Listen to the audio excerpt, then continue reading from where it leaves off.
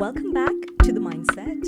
I'm Dr. Veena, and today I'm joined by someone whose voice you might already be very familiar with. She is a prominent figure in the world of social media and entertainment, a unique blend of wit, charm, and creativity. She's a broadcaster and DJ with a deep passion for acting and dance. She's hosted a range of TV programs for the BBC, including being the host of the BBC Asian Network breakfast show for over 5 years. And during that time there, she held record-breaking numbers in terms of listening figures. So I'm so proud to welcome a very good friend and the very talented Harpz Kaur. I feel like crying. That was a really sweet intro. Thank you, Veena. I think that was just a fraction of your talent, but I'm so happy to have you here. Thank you. Thank you for making time and coming down. No, it's great to be here. We have a lot to catch up on. It's been a minute. Yeah, it has. It has. Have you had a good day? Yeah, and do you know what I've been looking forward to the most is I'm on this side. It's very different, but I prefer it. So I was thinking about this. How do you open an interview with someone who's used to interviewing everybody? Literally everybody. You know, every time I sit with someone that wants to interview me, it's the first thing they say, how do we intro you, Harpz? Because you do this all the time. But you know what? It's nice to kind of hear it sometimes from somebody else about what I've done. I know that sounds really weird sometimes, but because in my head I already know what I've done, hearing it from you and reflecting on it like that kind of makes me go, oh, I did do that. So it's a nice feeling sometimes just to hear it from someone else. I want you to have these nice feelings. Yeah, so it's thank good. So to open with, Yeah. you know, you've done a range of work, a cascade of different things from print, radio, television, music, dance.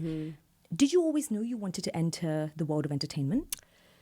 Yes and no. I feel like I always knew I was born to be on the mic, on a stage, in front of a camera, because those were the things that used to excite me. Even as a child, like I'd be dancing around the room. All my baby videos are just of me dancing around, even though I couldn't bust a move then. But as I grew older, I realized that education was something I really struggled with. Like, I don't think my concentration used to be fully in the books or fully on the teacher or fully in the classroom. I was someone that got very easily distracted. Right. Now, obviously, school is very important.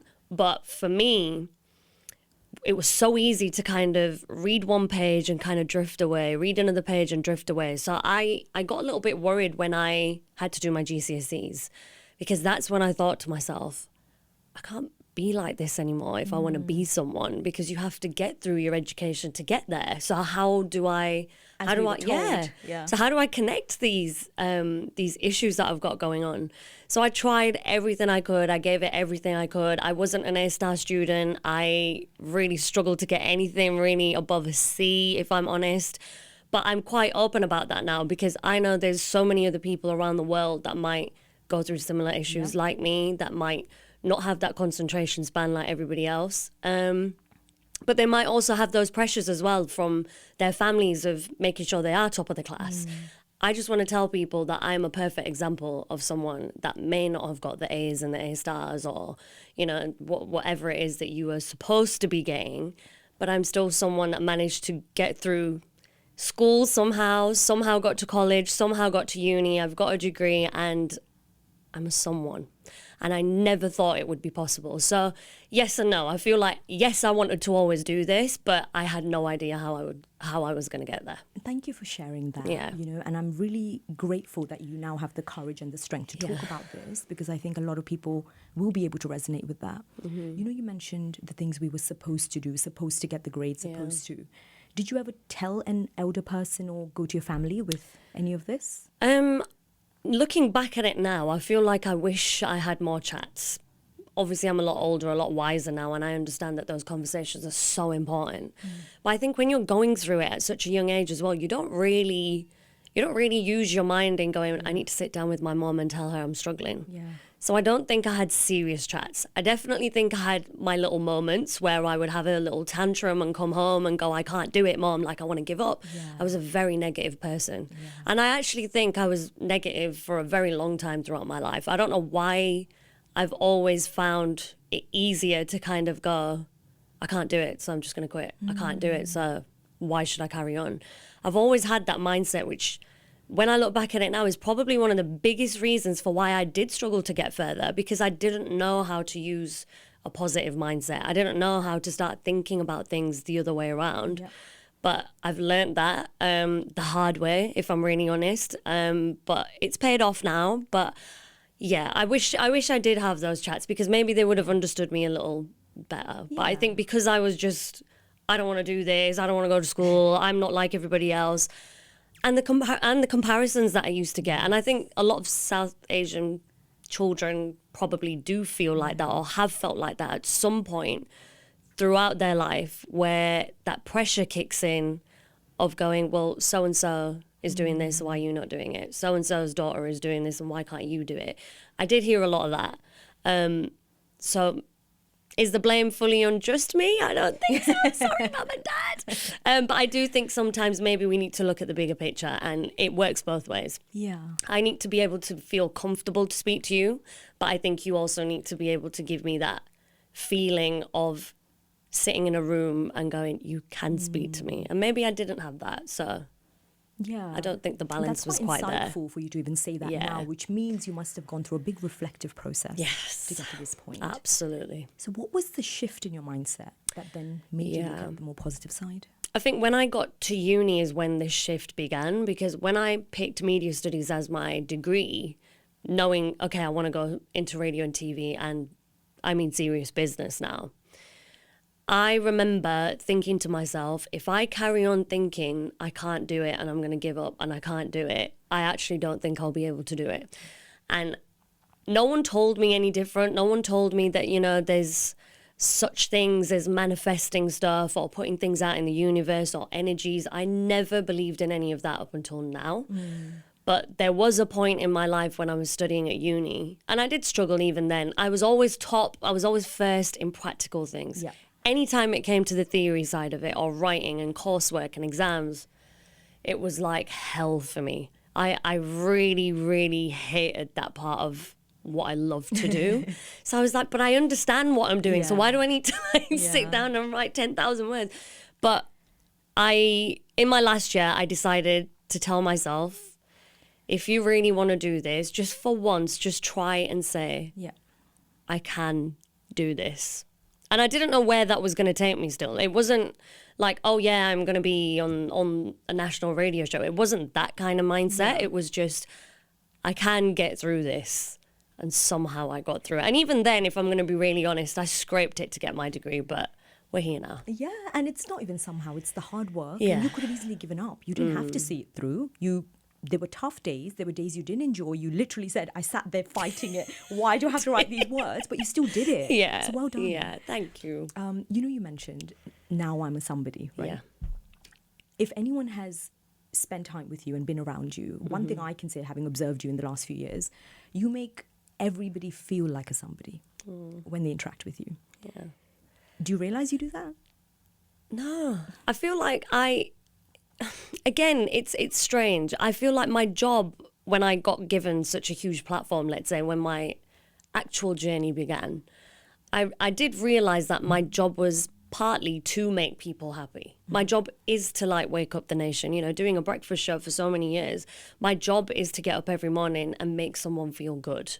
So that part of it, yes, like I knew I had to make someone feel good about themselves. But did I actually know I was doing it? Could I actually see someone smiling? Could I actually see someone, you know, starting their day in the right way?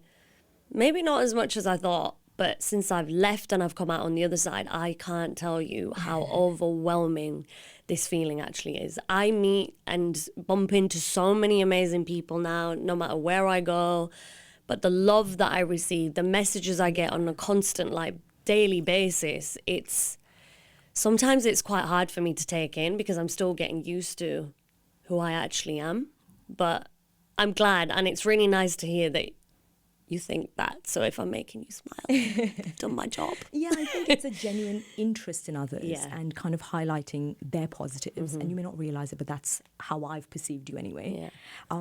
What time did you have to wake up for the show? 4 a.m. every day. Did that take a toll on you? Absolutely. I feel like that was probably the hardest part of my job is waking up. Because 4 a.m., so what time did you go to bed? This is the thing. So if I talk you through, just for a bit of context, if I talk you through my average day or average week even, Monday to Thursday, I would be doing the breakfast show. So I'll wake up at 4 a.m. I will go to work for 5, half 5. Do the prep for my show. My show will finish at 11. Now, everybody used to think my day finished at 11. Okay. Oh, Harpz, this is a great job. Yeah. Like, you've got the whole day ahead of you. Absolutely not. I wish I had that, but I didn't. If you do know my journey, you'll know that I balance and juggle so many other jobs on the side, whether that's attending events, whether that's hosting events on stages, whether I'm, gigging or I'm DJing. I'm always doing something else. So where do I fit in life? Meeting my friends or meeting my family and doing the housework, doing my washing, like simple things like that. Simple things like washing the dishes or washing my clothes. And this is not a joke, would pile up for days and days and days. And that used to give me anxiety. But there's studies that show that a messy environment Oh my and space gosh. is reflective of a messy mind. Veena, I can't even tell you, like, it really rocked me, like, but because I couldn't fix it, and every time I thought I was fixing it, it would just go back up again. Yeah. So every time I'm thinking, oh yeah, I've managed to fit it in, I'm exhausted. Yeah. A couple of days later, the same thing will happen. Now, because I'm such an insomniac as well, I've always struggled to sleep since I was young. Getting the breakfast show was a bit like, Yeah. I'm kind of scared. How am I going to do this? So sleeping isn't really the best thing that I'm good at. But I have to say, being able to have that adrenaline constantly, I don't know how I did it, but I'd be sleeping on average about 3-4 hours. It got to a point where I would sleep or get into bed around midnight because my day didn't finish till 10. I'm not getting in bed till 11. And then I'm constantly clock watching. All I did was, I've got 5 hours, I've got 4 hours, I've got 3 hours, I've got 2 hours. Some days, no sleep, straight into work. And then obviously I had the TV job when I got the kids' TV show on CBBC. So that was not even in London. So to travel from Fridays to go up there and do a full rehearsal, and then Saturdays wake up at 3 a.m. because I had to be in my makeup seat for 4 a.m. and go live for 3 hours. It was exhausting. And I don't actually know how I did it. Only now do I keep questioning myself, how did I do that? And it definitely took its toll. I mean, you're a true professional because when you're given opportunities like that, like you said, Yeah. it's a big platform, it's a big opportunity, and you treated it like a job. You clock watched because it's your job, and you want to. You're not someone who does things half-heartedly, right? You want to give it everything, perform to the best, and I know it was a tough period, but when you look back at it now, you must be proud of the work you've done. Very proud. Yeah. More so now because I've stepped out of it. Yeah. I feel like sometimes, it's sad to say, but I think sometimes you need to step out of it and just look at the bigger picture and go, whoa. Because when you're in it and you're in the chaos and you're in the madness, sometimes you can't see everything. Everything's a bit blurry. Everything's like go, go, go, go, go. My life was like a hamster wheel. So everything was just like, what's next? Okay, what's next? Okay, what's next? I'm not used to stopping and sitting and watching what's going on. So I think only now have I actually been able to give myself credit. I've never done that. Those that know me on a personal level will know I do not really credit myself much. I don't really say, oh, Harpz, I'm so proud of that. Well done, you. I never say it. Now, looking back at everything I've done, I'm like, wow. I was living in the fast lane, but it's paid off. Yeah, and I'm proud of you. Thank you, thank you. You know, it's interesting when you're saying that. A lot of medical training, I'm not sure if you know, it's similar where what's the next thing? What's the next exam? What's the next thing? Yeah. And then once everyone finishes their training, they become a consultant. And then it's like, okay, now what do we do? Because for the last 10 years, it was next exam, next, you're just working through this ladder. Yeah. And then all of a sudden it's this existential crisis of, what does my life mean again and what is important to me? I'd be really interested to see what your resting heart rate was in those years of not I wish I knew you sleeping. then properly, Veena. You'd be checking every time. No, because but it affects it's your interesting. health on a long-term my God. basis. It really does. This is the thing. So I think partly, there's a lot of reasons for why I did step back, and I took such a big risk in letting go of so many things last year, which I believe last year was just a year for me to let go of things. Maybe that's what I had to do. But I've realized that what my body went through mentally and physically for the past 2 years in particular, that's when it was bad. I have never experienced anything like it. Like, never. I gained so much weight. I couldn't do the things I could normally do. I love training in the gym. That started to cut down. Obviously, COVID kicked in. I got it 3 times, which was awful. And then on top of that, it was the pressures of who I am and not realizing that actually my job's not just to go into the studio and have fun for 4 hours. Like being in the public eye is so hard sometimes. And I can't tell you how underestimated my job role actually was or is even, you know, watching where I'm going, who I'm speaking to, where I'm sitting, what I'm wearing, how I'm talking, where I'm standing. It's so much to think about. And even that can weigh you down so much at times. Even that was like, how do I balance this with all the personal issues I have going on in my outside life? So when I mean outside life, I mean work is in this building. But when I walk out that door, I have responsibilities like everybody else. I have relationships, friendships, family, you know, and I neglected so many things. People, my health, like I was saying, and it was a mess. And then work got on top of me. And I think when you start to realize that things are getting a bit toxic, whether that's in or outside of work, something's got to change. Yeah. And I just had to do that. Yeah. And now you feel much healthier. Yeah, much better. It's been a year now, and I have to say, I'm not 100%, but I can tell you I'm 80%. And I'm happy in saying that because I've worked so hard to get my mindset back on track, to start thinking nothing but positive. I'm on a spiritual healing journey right now as well, which I've never looked into before, and it's changed my life. And I just wish, in hindsight, that I'd maybe done that sooner, just so I could have maybe got through some of those hurdles a bit easier. But then I look at the other side and go, God's timing. Sometimes some things just, you have to go through it for you to grow. And you voicing this today, it's going to help someone else's journey. Yeah, I hope so. You don't even know, right? So, yeah, I hope so. You know, you have the voice for radio, the face for TV, the personality for any social setting. When young girls, and a lot of people look at you from the outside, right? You see this confident person. Does that confidence come naturally? I think, I feel like from the beginning, I have always been quite a confident person. I think the only thing that really knocks me sometimes in terms of nerves is if I'm put into a situation that I'm not used to.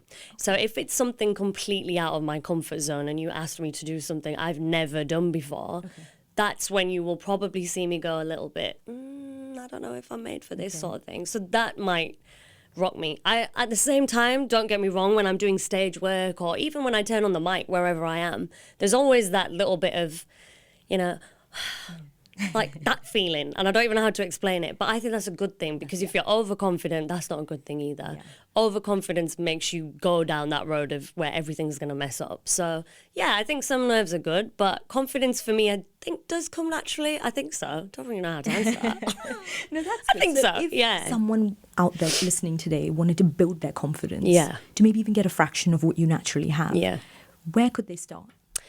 So I think if I was to give that advice, looking back at maybe 16-year-old me, where I probably wasn't as confident. So, you know, confident in terms of I'm happy to, like, you switching on the camera and me just messing around. I'd be confident like that.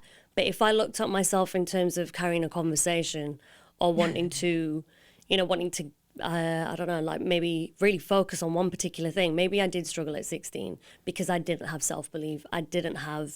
My self-esteem was really low, and I'd question myself a lot. And I think education played a big part in that, because every time I would go into school and all my friends would be like, oh, we got A's and we got B's and we're going here, I was always that person in the circle going, okay, I'm just not going to share mine. That's what I used to do. So in terms of that kind of confidence, I didn't have it back then. So what I will say is I know what that feels like when you are in a position, no matter what that situation is. If you feel like you don't have that self-belief and you're not quite sure why, really, really sometimes just sit in your room and reflect on why you're here in the first place. Why are you wanting to do the things that you want to do in the first place? What was the reason that made you want to do it? Even when I wanted to get into this kind of field and this kind of work, I've had rejections. I've had so many doors closing. I've had so many people saying no. Like, don't be thinking this just came overnight. It's a lot of hard work and, years and years of graft. But even that knocks your confidence. So there's been times along my career where I felt like that. But I've realized now that if you don't believe in yourself, sometimes the other person will always struggle to believe in you as well, because you don't have it. You're not showing on your face that I can do this. Yeah. And sometimes it just takes that. Maybe it does just take you, looking in the mirror and going, I am good at what I do. Yeah. And I can do this today. And today is going to be a good day. Like I said, I've changed my mindset so much now. Now I go into everything and anything with just positive. If it happens, it happens. If it doesn't, it's not meant to be. It's not meant to be aligned, Yeah. absolutely. So start with your why. Yeah. And believe in yourself. Absolutely. That's the key to, if you're trying to build your confidence. Over the last 5 years, say, what was one of the biggest challenges that you may have overcome? I think the biggest challenge for me in the past 5 years was getting out of something I knew wasn't doing me any good, if I'm honest. Because everything else around me felt fine. Yeah. But I think when you get stuck in something and you've realized, actually, this isn't good for me now, it's not doing me any good, I had to kind of make those changes and really rethink, should I say, Yeah. my direction. And that can happen to a lot of people along their journey, whether that's work or whatever situation, like I said. If there's something that's in your way or there's something that's constantly bugging you and it's just there and you start to hate what you love, that's a problem. And that happened to me in these past few years. It's interesting that you said that. Yeah. Hate what you love. Yeah. So one of the core signs that we look at when we're diagnosing depression is this term called anhedonia, where you stop enjoying the things that you once used to enjoy. Yeah. And that's literally what you described when you hate what you love. Because patients come and say, Yeah. I used to love swimming, but now I can't even go to the poolside. I used to love reading, but now I can't look at a book. Yeah. And that's your body telling you need to. And I'm glad that you've said that because, I'm getting more and more confident in opening up about things, only because I feel people deserve to know the real journey, not just everything you show them. Yeah. So for me, I was diagnosed with depression about 3 years ago. I was going for therapy. I was going for counselling. I was in and out of it a lot because sometimes I would just question it and go, it's not doing anything. Like, I'm not mad. I'm not going mad. And that's how we tend to think. We tend to blame ourselves by going, I don't want to go because I'm not. But why did you, what made you think you'd be mad? I don't know. I think, when your emotions take the best of you, sorry, and you keep thinking about the same thing, and then someone tells you, maybe you should go for some help. Of course they're saying the right thing. That's the best advice someone can give you because they've picked up on the signs and gone, maybe we need to, we need to work on this. Yeah. So it wasn't anybody else's fault when they told me to do that. But in my head, because I'm so confused and lost with so many different things going on, in my head, I would just be like, why do I need to go for help? Yeah. Or why are you telling me to go for help? I used to find it really offensive, but this is why I'm coming out about it because I feel that was the wrong thing that I was. It was just a defense mechanism. Don't be so hard on yourself. Yeah, but now I just feel like I'm telling other people now when I pick up on the signs to go for help. So how can I be the person sat here going, oh my God, I'm going mad. Like, why are you telling me to go for help? But it's not that. Sometimes we do need an extra hand. And I'm not always saying that, therapy is always the answer, but it helps and it lifts the weight a little bit. So I think for me, it was more knowing that something was bugging me, just going back to what I was saying about hating what I love, not wanting to wake up and do what I do every day, not wanting to go into the studio because it hurts me. I couldn't understand what was going on. I've worked my whole life for this. I've worked my entire life for that moment. Yeah. My dream job, some would say. And not my final destination, but my dream was to be like, on a platform like this and have such a great show and, do the things I love to do. And I did. I've had some amazing opportunities, amazing moments in my career. But when you get to a point and it's making you feel like that, that's not okay. Yeah. Like that's a problem. And it took me a lot of time, like a long time, should I say, to realize that. And when I did realize, I had to decide whether or not to either stay comfortable because I'm in a great position. I am comfortable, or I fix this. So it was one or the other. Either I stay comfortable and I completely destroy my mental health, my physical health, my emotional health as well. That was all. I could just see it going downhill. Yeah. And as it was just going down and down and down and down and down, the only thing I was worried about was crashing. And I thought either I crash on the ground flat out or I walk out. When I had to do that. That's such a deep insight. Yeah. And that's so personal, Harpz. I Yeah. just want to genuinely say thank you for sharing that. Yeah. That can't have been easy. No. Especially, like you said, being in the public Yeah. eye. Because you don't want to, someone, said on the podcast earlier, you're trained in business not to show weakness, to always have this armor up. Yeah.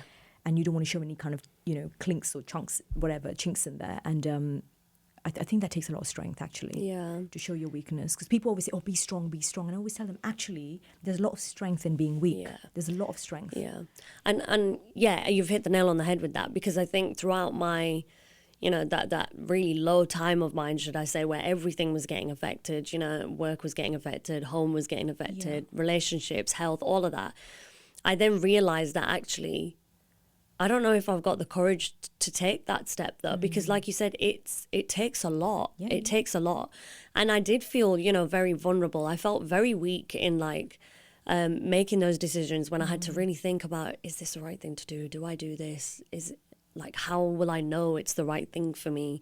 How will I know it's the worst thing I've done? How do you get those answers? You don't. Yeah. And you won't know unless you do it. Yeah. So I eventually picked up the courage to just go, no.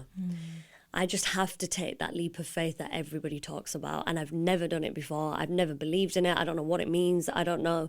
Because I've never felt that. I've never done a leap of faith and gone, oh my God, I just took a really big risk. It's the first time I did it. And it was scary. It was really scary. I think it's probably the scariest moment of my career so far, was just to kind of go, this is a year of just letting go of things for my sake. Yeah. But I can say openly, confidently, and very happily that I think I made the perfect choice for myself, and I do not regret it one bit, because so happy to hear I've got my life back. Yeah. And you're not alone in saying that. So as a doctor, I see loads of patients, and what I've learned from actually observing a lot of these conversations is everyone has a narrative and a preconceived notion of who they think they are. So a person may come and say, but I'm not the person who breaks down. But I'm not someone who has stress. I'm not someone who... And I'm like, but how do you know? Because if this is happening to you, that means you are that person. You are that person. It's just hard because it doesn't tie in with your image of who you think you are. So I think we have to be gentle with ourselves and have compassion that we may have been one version of ourselves, but as we evolve, everyone needs help at times. Everyone just needs, like you said, a helping hand. And it's okay to go through different versions of yourself. Yeah. And I think that's another thing I was worried about, was once I step out, will I be somebody else? Will I change? Will people see me differently? This is this people seeing things. Yeah. And it's just everything around what I do was just about people. Yeah. So it scared the life out of me. I was like, I'm going to be judged the minute I make this decision. I'm going to... be looked at maybe in a different way. Maybe no one's going to want to follow me or support me or listen to me wherever I go. I don't know. All sorts of things were going on in my head because all I cared about so much was upsetting people. So going back to the beginning of our conversation, my job is to just make people feel good. So I was scared that if I step away from something I've been doing for so long, am I going to do the opposite? Yeah. Will I hurt people? Will I make people think twice about who I am? Yeah. And I was scared of judgment. I think I was really scared of judgment. But I've also learned that, with this job role, the game that I'm in, the industry that I'm in, it's part of the parcel. This all comes with it, and you just have to be thick-skinned and grow up hair. You do. Talking of that, we have internal and external influences in our life, right? Who would you say has been a driving force in your life? I think that's got to be my family. Even though we've had our ups and downs throughout my career, I've, like I said, I've missed out on so many things. I've not had the time in my diary to make it to weddings, birthdays, babies, whatever it may be. I've not been there. Big moments as well. And on top of that, when I've had my mood swings and I'm going through a low, who do you let it out on? Your loved ones. So even though I've given them such a hard time, I've tried to rekindle all that now and bring it all back. But I have to say, without them, I don't know who I'm doing this for. That I'm just such a family-orientated person. My only one thing I keep in my mind is I want to make my mum and dad happy. I want to make my grandparents happy. I want to make my family happy. Because when I see them happy, it makes me feel on top of the world. I am always on cloud nine if I see my grandma smiling, or, my dad telling me he's never missed a single show, or whether that's the radio or TV. They haven't, and they're my number one fans. So how can I upset my number one people? So for me, I think without them, I don't know where I'd be. So my family is... I totally hear you. So Yeah. same with my dad. I remember when I used to regularly post dance Yeah. videos on YouTube.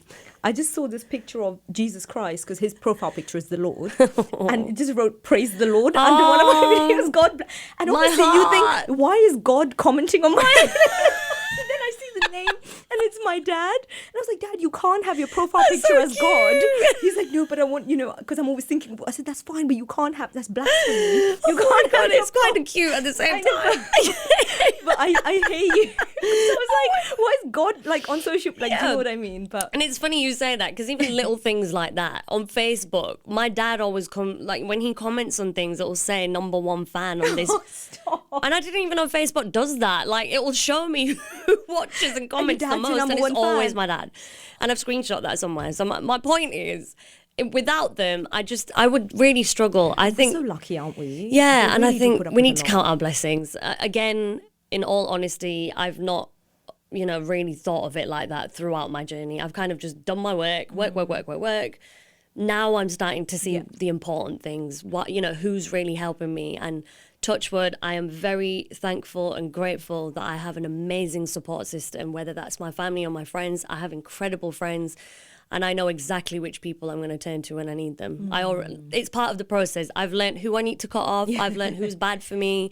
I've learned whose energy I don't need around me. But I've also learned who makes me feel good and who claps for me. And they're the people I'm going to keep close. So it's a learning process. Absolutely, and it's a learning process. Yeah. It's something that we keep doing. Always. Right? It's not. So I don't think we should be too hard on ourselves because sometimes we go through the pain to then learn the hard lesson. Yeah, you're right. You're right. Even talking of family, obviously you're a South Asian woman. Creative and the arts are not necessarily traditional career paths. Was there ever any kind of friction or any pushback? So thankfully, I come from a family that have always supported me no matter what I want to do. And like I said, now they are my #1 fans. But initially, when I used to say I want to do media, I still remember my dad going, but what's going to be your job? And that's all he wanted to know. Like, what's going to be your job? Fair question. And my answer always used to be, I don't know. That's how bad it was. Like, I didn't even know. I couldn't promise him an answer because I don't know where this is going to take me. But I kept saying, I just want to try it, Dad. Like this, I'm telling you, this is what I want to do.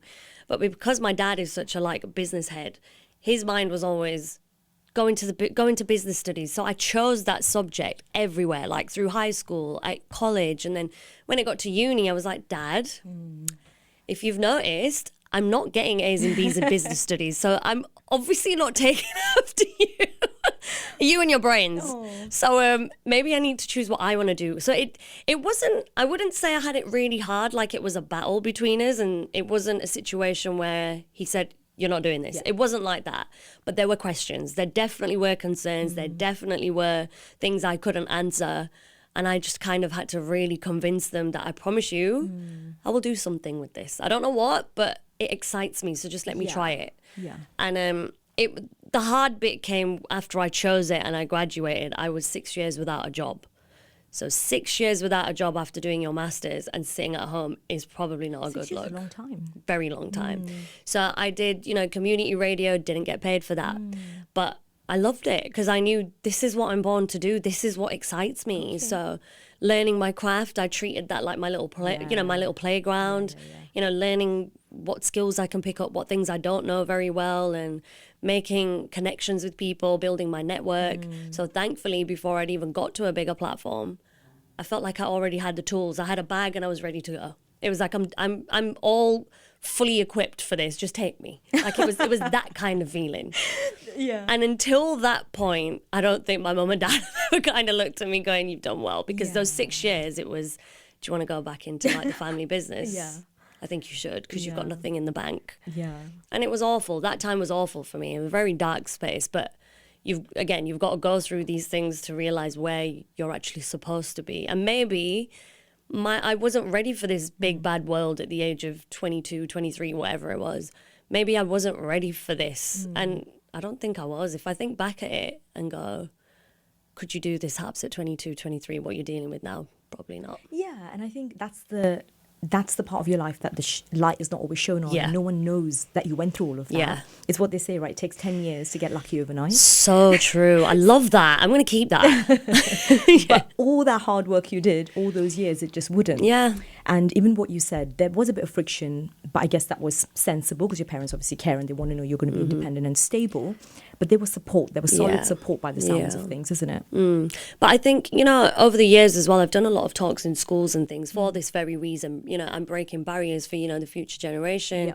Well, they see me that way. I never had that person when I was growing up. So when I was wanting to do the things I'm doing, I didn't know who to look up to or who to reach out to or who to speak to. I never saw anyone like me on TV. I never saw, well, not enough, should I say. There would be the odd few. But like for me growing up, it was only people like Connie Hook on Blue Peter. Yes, or I remember her. Yeah, or Sonia Diol on the Asian Network. But they were I can't name more than 5 people on one hand. That's saying something. So when I was growing up, I think that's what made it harder for my family when it was, you know, during the whole convincing period.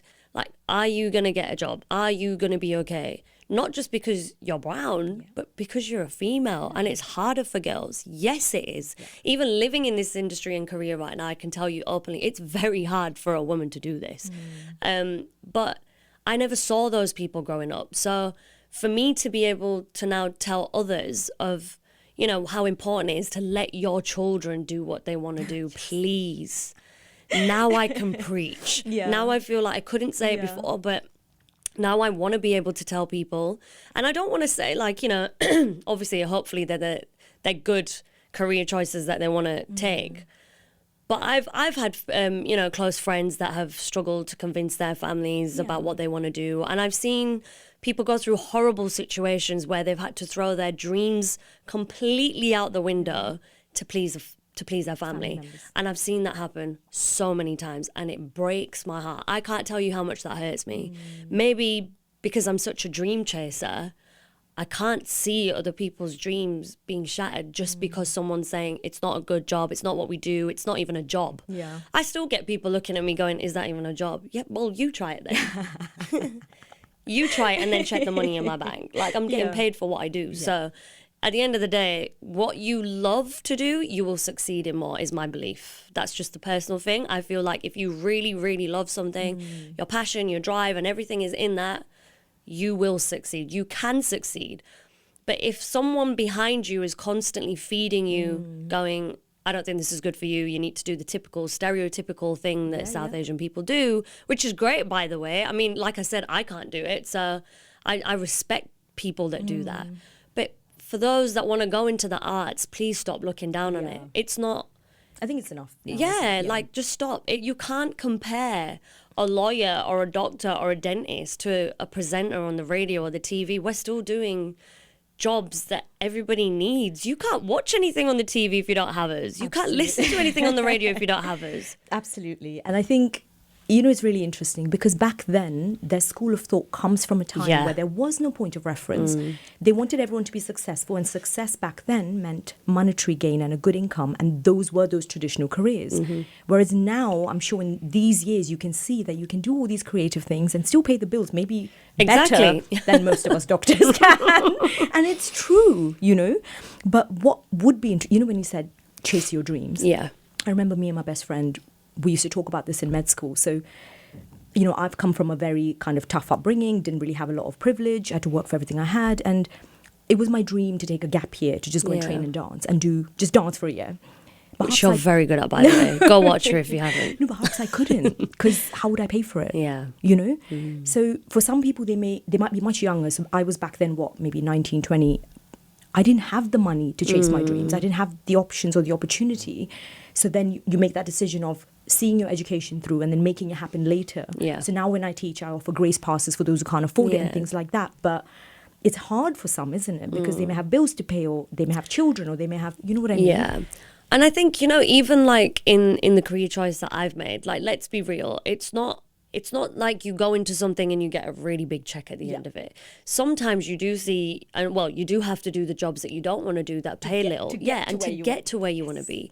So the perfect example I can give you just from experience is that 6-year gap I was talking about of where I did nothing. Well, not nothing, but didn't get my job, I had to do all the things that you can think of that didn't excite me to build my CV, to show that I've done something, and obviously to make a little bit of money on the side. Because as a 23, 24, 25-year-old, not having any money in your account is quite embarrassing. I used to find it embarrassing. I was like, I can't even tell people that I can't afford this. Like, but that's what I was going through. But I don't see it as embarrassment now. I see it as growth. Like, you have to go through some of these things to get there. Now, for me to take on job roles that I don't specifically enjoy, for example, my master's degree was broadcast journalism. So I am a qualified journalist, and that's what my initial background is. So I naturally fell into news. So in those 6 years of doing news reporting for radio stations and going art, out and by the about. way. Yeah. Journalism is an art. Of course it is. Yeah. And I feel like I worked very hard to get that. But at the end, like when I would go out and, freelance to try and get a few shifts of trying to report the news over here and do this over here, I used to feel like I'd wasted my time. At that point, I was like, have I just wasted all those years at uni to do this? Because news drains me. And I can't tell you how much I rate people that work in news, because I've experienced it. It's so intense 24/7. Like, your brain cannot... The adrenaline. How you consume that much information and, things that happen around the world, we all know. It's draining. Just watching the news sometimes can be draining. So imagine working in that field all the time. Wasn't for me. And it was depressing me a little bit. And I just remember going, well, I'm not making anything, and how am I ever going to get to that point? Now, my biggest advice to anyone going through that kind of feeling is, I promise you, sometimes you have to say yes to the things that you don't want to do for you to get a bigger yes later on. Because even though some of these things might not excite you to this level where you want to be, they're things that are going to help you get up this ladder. Those little things you need to grab, you have to grab them, because like I said, if you've got that little tool bag, you can't go with just like one hammer to be like, I'm ready to go. Like, you need the screws, you need the bolts, you need like all these little things to like build that staircase, is how I see it in my head. I don't even know if that makes sense, but in my head, staircase in a head. in my head, I pictured like this really long staircase. And I just don't know how to get up it, because all that time I was like, but how do I just go from here to here? You can't. The answer is you can't. So sometimes you do have to do those things that you don't want to do. Sometimes you have to take the hit, you have to take the hit where the pay isn't great. And, you can't afford to make, those bigger things out of what you want to do, but you will get that. I promise you that. But Harpz, that's a lot of people's day-to-day careers. Yeah. How many people say that, hate my job, but it pays the bills? Yeah. Hate my job, but it allows me to send my kids to private school, allows me to do this for my family. So a lot of people are in that position, aren't they? I find it really sad, sometimes. Obviously, I respect and really admire people that do that, because obviously we're all here to earn a living as well at the same time. But I just feel really sad when someone doesn't like to wake up in the morning to do what they want to do. So when I've even got friends that are in jobs, some of them, that hate what they do, and they have to wake up every morning and go to work, and all they do is complain. Now, I get that along the journey, like myself, it turned a little bit sour for me, but for multiple reasons, and that can happen. But for you to do that all your life... it doesn't sit right with me. I always have a problem with that. I'm like, but then why aren't you doing the things that do the things that make you happy?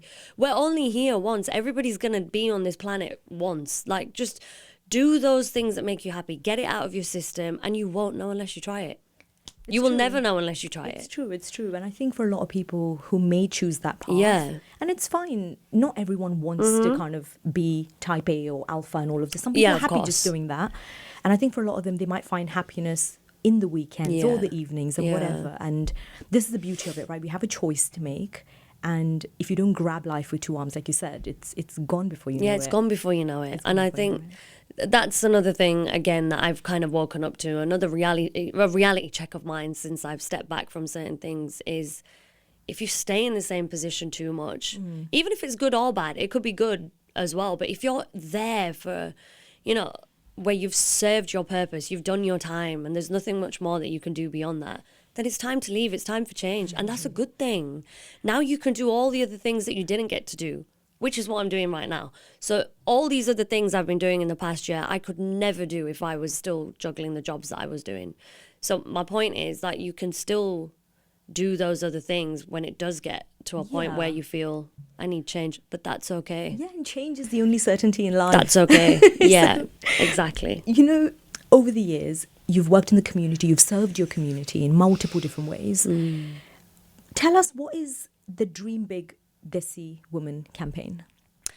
I'm really glad that this came into my life because I've been a big cricket fan anyway from day one. And, you know, I come from a family where everybody's cricket mad. So I've been brought up in it. You know, we would play in the fields when we were younger. My dad would use the wheelie bin as the wicket. So, like, I've kind of really embraced and enjoyed the sport itself. Yeah. But when I was approached by the English Cricket Board to come on board for this new campaign that they're going to start, I was really intrigued because I thought, I need to know more. Like, what is this? What is it about? And it was an incredible campaign that they had put together for South Asian women and children to come forward and get out of their households, you know, women that didn't really work much, to help them get their confidence and socializing, mingling with people. So it wasn't about, let's make you into a really big professional cricketer. It's not about getting you into a team. It's none of that. It's more of, let's get you out the house, let's build your confidence. To play cricket. Yeah, wow. And let's all through the game of cricket. Nice. And if you are, you know, a cricket fan, you will know that cricket is actually a sport that brings so many people together in a different type of atmosphere. Like, it's the vibe. It is about the environment. I love going to watch cricket games. And I think for me, it's the atmosphere that I'm in. So to be able to bring so many people out and together with such a sport, I was like, I'm there. I'm 100% there. I want to help these people. I want to do that. And along the way, they've done an incredible job. Honestly, every time I've gone back to visit them or go back and work with them, there's more and more women coming forward. And it's so nice sometimes to just stop and speak to them, just to get a little bit of insight as to what their general life was like. Yeah. And some of them are so shy, like still working on their confidence of just stepping outside the house, but it's giving them something to do, but also learning new skills, communication skills, speaking to people, you know, learning a new sport, learning a new skill, bringing their children out.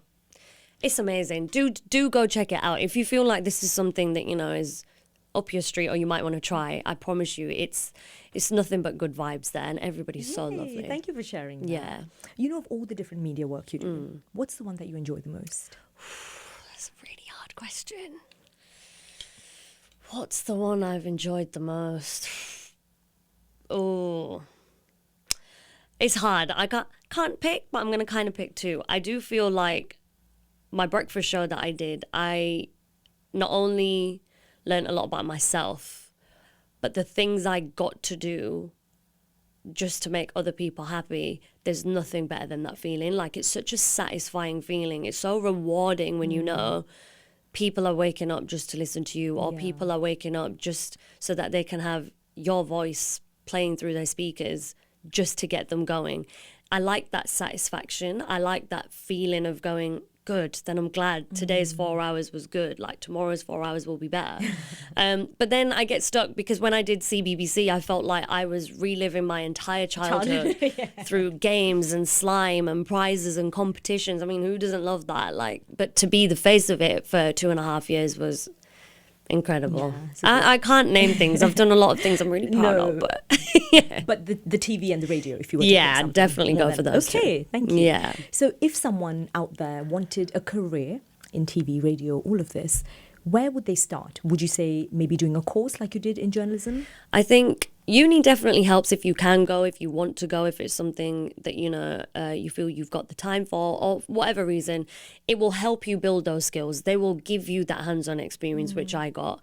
You know, I learned a lot about the world of radio just by going to uni through books and doing that hands-on stuff that they used to make us do through the practical work. But if you don't choose that option, it doesn't mean you still can't be there. I feel work experience is key. Okay. You have to try and gain as much work experience as you can. Yes, you're going to have to do it sometimes for nothing, sometimes for peanuts, sometimes for a little bit of money. For exposure. I was just about to use that next word. Sometimes you need all that just to get out there. And we do live in a world now where social media has taken over so much. use it to your advantage. Everyone has a voice. Use it to your advantage. Be seen, be heard in those kind of places and spaces. Obviously, don't take it too far. That's where you learn to balance and control. But I think use tools like that to your advantage. Because I didn't have too much of that. So when I was just starting, there was only like Twitter and YouTube. Yeah. So Instagram and things like that weren't a thing. Pre-Instagram. Yeah. Look Oh my at you. God, I'm so old. No, you're not. Wow. Instagram wasn't even a thing. So I didn't have, a TikTok wasn't a thing. But now I feel like the world kind of revolves around it. Absolutely. I don't know if that's a good or a bad thing, but I'm just saying use it to your advantage. So things like that, put yourself out there, put your content out there. People do pick up on things. It takes one person to see what you're doing, one person to hear it. Okay. And it's that kind of is very relatable to my journey. It took one person to hear me, which is why I got a national radio show. I never applied for it. Yeah. So use me as that example. If it can happen to someone like me, it can happen to you as well. Yeah. But keep at it. And, it's really easy for all of us to fall off the rails sometimes and give up, like I did in those 6 years. I used to break things in my room. I was fed up. I used to cry. Really, really low space of going, I just give up. Everyone's saying no. Just ride the wave. Trust me. Sometimes you just have to go, no, I do need to go through a rough patch to get to the good. You won't know what good is if you don't experience the bad. So, yeah, I think just stick at it. Please don't. I know it sounds cliche, but don't give up. Yeah. Don't. You will get there. It took me 6 years, so yeah. And thank you for sharing that again. It's so personal, and I think because it's so personal, it's relatable and it's honest and it comes from the heart. And sometimes we just need to hear that, the real truth. You don't need to package it in a pretty fancy way. And I think that's why I do this now. It's just you spend so many years being reserved and just going, oh, I'll hold back. And I just show you the things I want you to see. But actually now I think about it, how can I help somebody else if you can't see the real stuff that goes on? If you can't see what it's really like, I'm not actually helping you because you're just seeing the good things, the things that shine, the things that sparkle, but all that glitters isn't gold. So, you need to really learn and see what hard work goes on, the blood, sweat and tears. It's all there. I could be here all day, but that's why I'm just saying it is hard. It's a very hard journey to take. No matter what job or field you want to go into, nothing's easy. But use it as a challenge. Use it as something that you want to kind of go, no, I'm going to get through this and I'm going to try everything I can to get there. You will feel so much more satisfied at the end of it if you think like that. Yeah. Because no one's going to know what hard work's gone into it apart from you. Yeah, literally, isn't it? And that's no one's going to know. Of your labour. No one's going to know, exactly. Oh, Harpz, thank you so much. Oh, no, thank you for having me. No, we touched upon so many different layers and so many different topics, from career to personal life to upbringing to your mindset. And it's been so insightful. Thank you so much. Thank you. I'm sorry if I was waffling, but you're talk fine. For a living. So. It's true, you do talk for a living. Yeah, it's a habit. That's fun. Okay, so now, with that, you can relax. Okay. We're now going to move into a fun segment, which is our rapid fire. Oh, okay. So quick answers. Okay. First thing that comes to your mind. You ready? Go. Your favorite food for breakfast? Ooh, chocolate croissant. It's very specific. Morning or a late night person? Definitely a late night person. Okay. Considering I was on the breakfast show, yeah. If you had to choose radio or TV? Radio was my first love, but I think TV is my future. Can I say that? You should love affair with TV. Okay, fine. Literally. Your favorite radio station? Oh, no, you can't do that. Of course I can. Shots fired after I say this answer. Okay, the station I listen to the most is One Extra. Okay. The one thing you learned about yourself after interviewing other people for years? Ooh. I've learned that I talk a lot. No, really. I had to learn to tone it down when I used to do interviews because it's about them, not me. So this must be very apt. Yeah, this is why this is good. Okay. Fine. The best compliment you've ever received? Oh, the best compliment was hard. I think the best compliment was, I still remember this message as well. It's a message which I'll quickly just run off the top of my head. Don't quote me word for word. My children have never been happier watching someone that looks like them on TV. You've given them now the hope to kind of do the same thing. When I read that, I was like, I want to cry. Because if I can be that person that someone's looking at and they're going, actually, I want to be that person. And the mom has said as well, I will allow them to do it. We know where the power lies. It's with mum, isn't it? Honestly. Oh, that's actually really beautiful. I'm glad you got that message. Thank you. The last person who FaceTimed. Can I check? I don't know who that is. Maybe my mom? Yeah? Yeah, it's my mom. So we've heard that you're a great singer, shower or otherwise. Could you sing us a line of a Hindi or a Punjabi song? Just like one line. Just Will you sing with me? Shall we pick a song we both know? All the skills I have, singing and swimming is not. No, but I can't sing. I'm actually a shower singer, by the way, and a radio singer. Like I just used to. Are you a better rapper? No, singer. I'll sing a line, but just I think you need to sing with just me. One line. Okay, what song shall I sing? I need to think of a song though. What do we like? What does everybody like?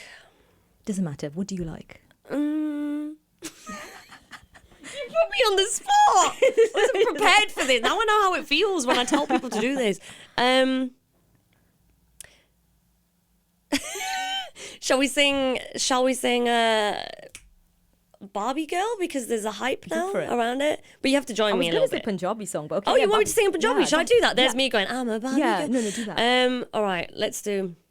Vibe teri meri mildiyan, vibe teri meri mildiyan, loki mere hasi sunde, main to sunda dil diyan.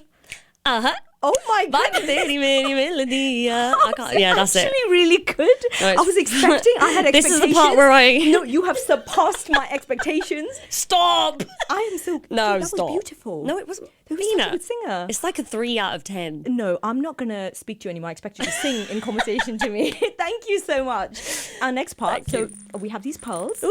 You're gonna pick a pearl. Okay. And depending on the topic, you give us your pearl of wisdom on that topic. Oh, I like this. Okay. This one says, ooh, stress.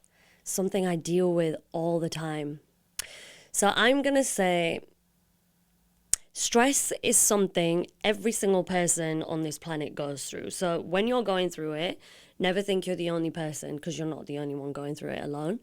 But it's learning how to deal with it. Find those coping mechanisms. Find those things that make you de-stress. Like for me, like I said, I stress all the time.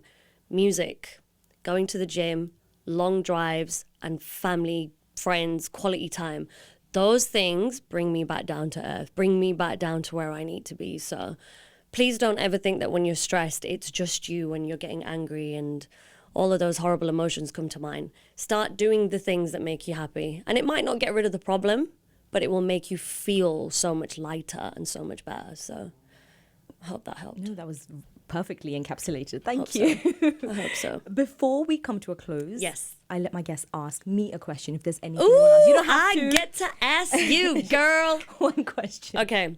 When are we going to be doing a dance collaboration? I mean, now I have time. Yeah, now let's put our diaries together. Can we do that? I've not actually danced in a minute, so let's do it. Yeah. You may have to brush up my skills. Yeah, well, I'm not just saying this. I adore Veena's work when she's dancing, and you know this anyway. We should do a lyrical piece. Oh my we should God. do a contemporary piece. Can we please? Because that's something I've not done. Yeah, I haven't seen you do it. And you're the perfect person to teach me. Let's do it. Let's go. Okay. Done. Thank you so much, Harpz. Thank you so much for your time. Thank you for having me. Guys, this was Harpz Kaur with us today on The Mindset. I will leave her contacts below if you'd like to message her, write to her about anything you've heard today or any of your thoughts or feedback for both of us. Harpz, you are so valued. You're so special. Aww. Thank you for continuing to make everybody feel like a somebody. Thank you so much. Thank you, babe. Okay, cool.